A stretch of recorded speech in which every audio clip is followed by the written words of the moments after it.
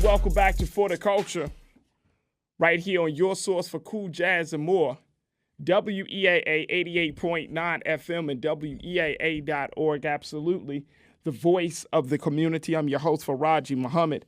Thank you so much, folks, for riding with me this evening as we have this ongoing conversation about what has been taking place in our city with the unfortunate passing of 7-year-old Taylor Hayes.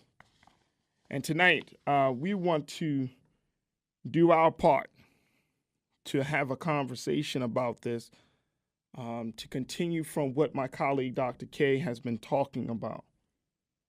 But I want to take the conversation from a different perspective. I want to have this from a different place. That new place, well, the place that we often do not like to go, is inward.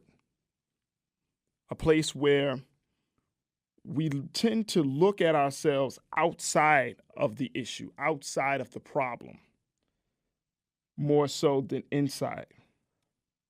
And I think that for me, upon hearing about little Taylor's passing this morning, it made me think of something that I think that we need to keep in the forefront of our mind, our hearts, our spirits, which is that our silence is not just deafening,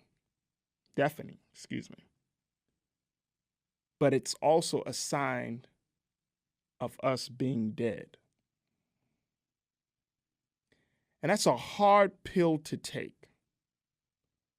That's a hard thing to even express. And that's a hard thing to realize and to come to grips with. You say, Farajii, that's a little bit harsh, don't you think?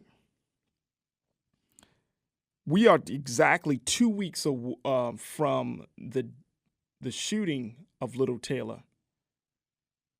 2 weeks ago, she was sitting in the car. She had just come home from spending some time with her family and friends at a amusement park. And a bullet struck her just 2 weeks ago. And then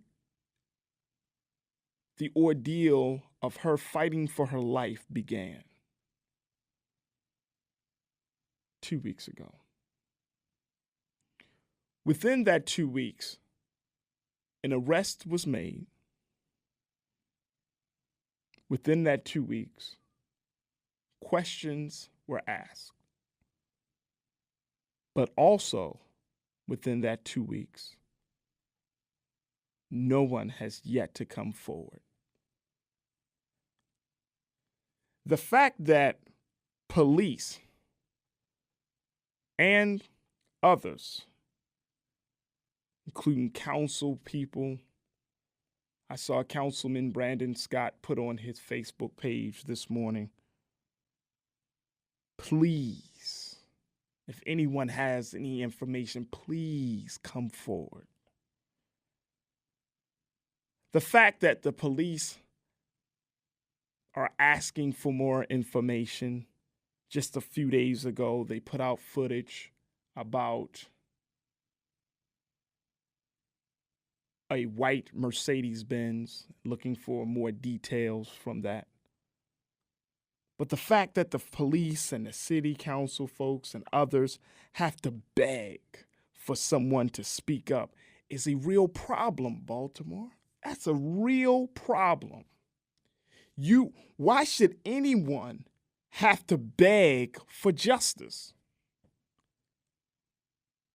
Why should anyone have to beg for peace? Why should anyone have to beg for life? Our silence is a sign that we must be dead. To not feel something beyond just I'm so sorry. So sorry. But we are in this mindset, and I know what you're going to say to me tonight. I know it. I know it. You're going to say, well, Farajii, that's them over there. We are 3 to 4 degrees away from knowing who was responsible for this death, and we are 3 to 4 degrees away from knowing who's responsible for many of the other 153 deaths that have occurred in the city of Baltimore. This is a small city. You may not be involved in that element. You may not be involved in that subculture. You may not be involved in that place, but you know someone that knows someone that knows someone. But why should we have to beg? Because we get into this mental space, we get into this rationale, this thinking that as long as it's not in my neighborhood, as long as it's not my family, but the moment it becomes your family, then it should be a priority. The moment it goes into your neighborhood, you ready to say, enough is enough. Can we really say that we love the children? How can we love children if we're not willing to provide a safe space for them? How can you sit in your car with your own child and yet not speak up for the child who died sitting in your car? How can you say, oh, I love the children, I'm for the future? This is crazy. But the resources, everything that we have at our disposal to preserve and to protect and to ensure life is not used for that manner. Instead, we put children in very harmful circumstances. You ride in a car with drugs and a loaded gun. Children hear the messages of street talk all around them. They grow up so fast, but yet when they grow up so fast, they cursing, and when they say certain things to us, when they do certain things to us, we try to level them down to say you're a child, but we don't treat them like children. We don't preserve their innocence like a parent or a guardian or an adult would do with a child. We don't do that. And I know it's hard. Man. These are the real signs of a real problem. We could talk about the police. We can talk about the mayor. We could talk about the circumstances. We could talk about the system. All of that. We can talk about all of that. But in 2018, we still know right from wrong. In 2018, we still know good from evil. And in 2018, we still know life from death. We have a little girl that has lost her life, just like Mackenzie Elliott, just like all of the other children, and no one says a word. But we love the children. We love the hood culture. I hate the hood culture. I don't hate my people. I don't hate Baltimore City, but I hate the hood culture.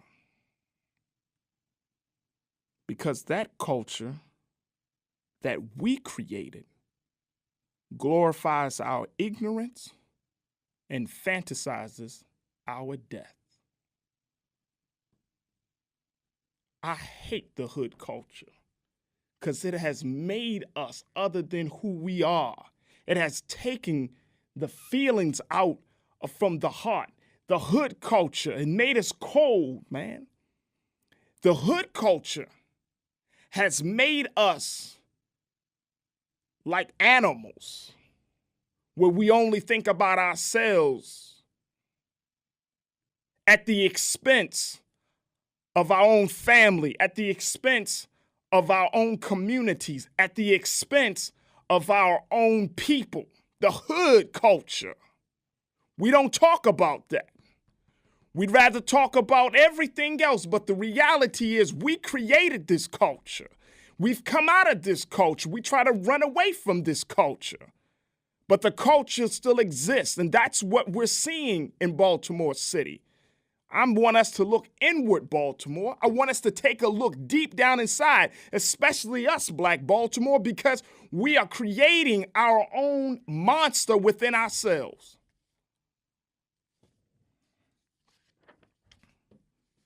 Are we going to march for Taylor? We're going to just like some pictures. Prayers up. Pray for Baltimore. When are we going to stand up? Not on a radio show. I mean, but when are we going to really stand up? Talking to the men. When are we going to really stand up? I got one son. I got one chance. One. And I'm going to do everything in my damn power to make sure that he lives. You got one chance when you have a child. One. If you're blessed to have a child, it's your responsibility to ensure that that child is safe and sound. It's your responsibility as a parent. It's nothing else.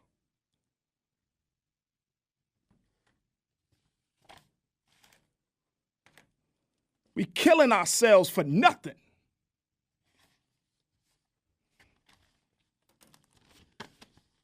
You so strong in pulling that trigger, but you can't stand up for a cause and for a truth and for a life. But you strong though.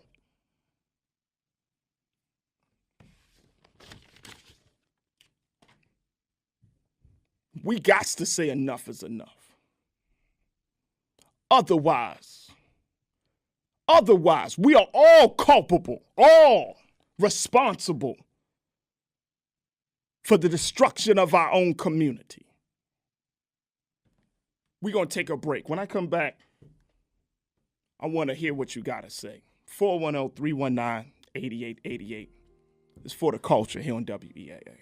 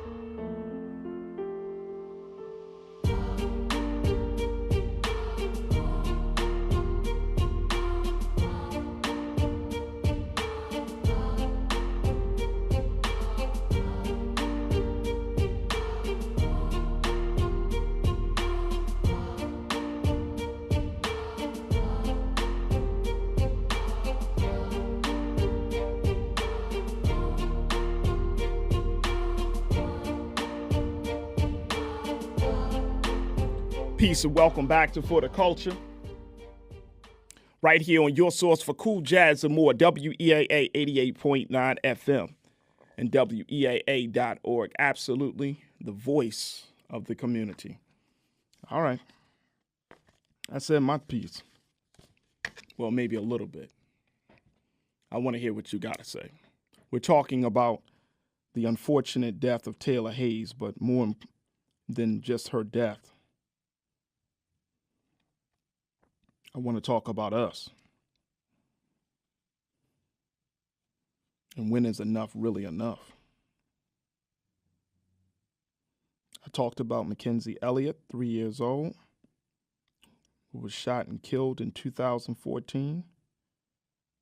We got to talk about 1-year-old Carter Scott in 2013, was shot to death in the backseat of a car.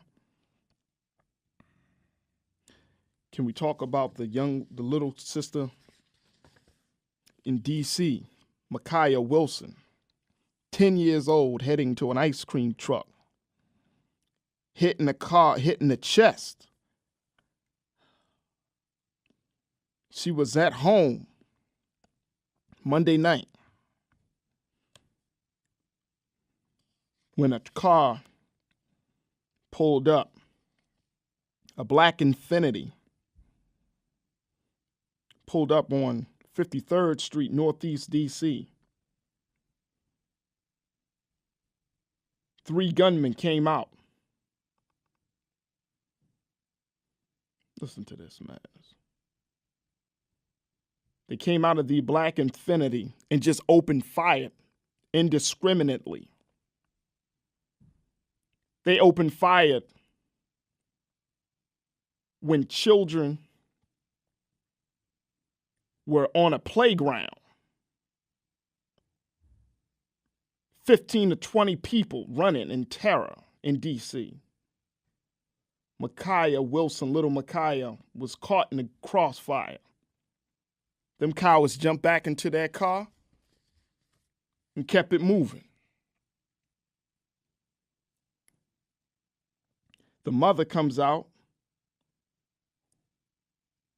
Sees her little girl on the ground, crying and screaming, asking Almighty God, please don't let my baby die.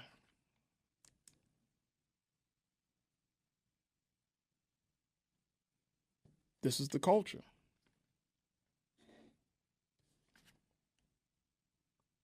And that's what look, I know what it is. But Young Nation, this is what we do.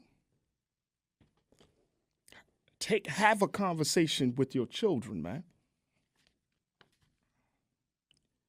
Don't be stupid about your children. You know what your child is capable of doing. You know that. This is a serious issue, Baltimore, between life and death. Serious issue. In D.C., they're still trying to find them jokers. And their killing rate in D.C.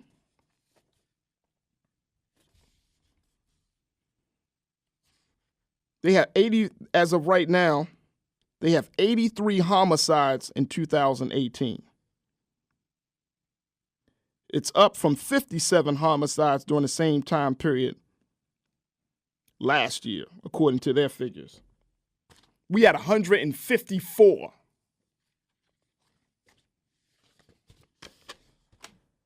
Let's go to the line, see what you got to say. Nathan, good evening, sir. What's your take?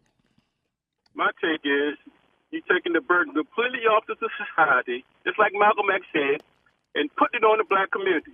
He said that the dumb, brainwashed Negro intellectuals taking the burden completely off the society. You're not saying nothing about the conditions that this white racist society put the black community Nathan, in. let me tell you something real quick, Nathan. Let me tell you something real quick. Don't tell me about a white racist society when black people are shooting children.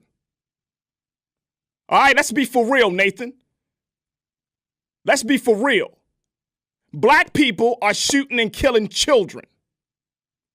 So what the hell are you talking about white racist society? Like, you don't think that black people know the difference between what's right and wrong at this point? We that dumb? Putting on black people. You're a disgrace, man. Hey, Nathan, no, you're a disgrace for being in a place that's not real. I know exactly what you're telling me right now.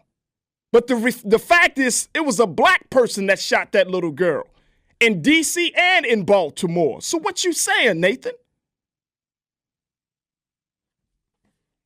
Yes, sir, Glory. Thank you so much for checking in. What's your take? Yes, Farajii, everything you're saying makes a lot of sense, and this is what's happening. And we cannot forget about the Dawson family. At the Dawson family, absolutely, Glory. Right. So the thing is, and it's happening all the time, until we can stop these drugs from coming into our community, and I repeat this, say the same thing, and these guns, because we can't bring guns in, right, until we can bring the jobs back into the community, and until that happens, and behind these drug wars, these Bloods and Crips and the MS-13, when they was in the jail, they created problems, and now they're out, they're in the street. There's a lot of that's going on. But until that fades off, we're going to feel different. And we love our kids, and they love their kids too. And the last thing I just heard about, the girl was in the car with the baby in the back that just died, and the windows was dark. That tells me, because I see it all the time in my community, because I'm in the trenches. I see it all the time. They more than likely, they know, they had a beef or they was going to some drugs or something to ride around in the community, with dark windows. And it's unfortunate. You probably have no babysitter, to watch that little girl. They know that baby was in the car. They know it was a possibility. Here's the thing, though, Glory. And Glory, I hear you loud and clear. Here's the thing I don't get, right? Because I'm mad as hell at the sister that was riding in the car. She got a loaded gun. You got a scale in your glove compartment. Like, what are you? Right. And you got 2 children in a car. Yeah, and you're right, and that's what they do when they don't. And then you don't want to cooperate. Like the little girl was shot in your car, but you gonna play this? Oh, I ain't want to talk to nobody type of thing, and we allow that to keep that code of silence going. Yeah, it's unfortunate, but that's the way they do it because they don't want to snitch on each other. They know what the deal is. She know what the deal is. It's unfortunate, But man, it's rough. But again, until we can get rid of these drugs, because I'm downtown a lot, I see Lexington Market and people out there in the days, a lost, dead society, and everything. So until we can straighten that out, it's going to be rough. But we can do it. We can do it. I know we can do it, but sometimes we need some fire under our backside to get us on the right track. Lord, I always appreciate you for calling in. Paul, Mike, Charles, Ock, Leon, I got you. Stay riding with me. We're going to continue the conversation right here on For the Culture, here on your source for cool jazz and more, WEAA 88.9 FM and WEAA.org. Absolutely the voice of the community. We'll be right back.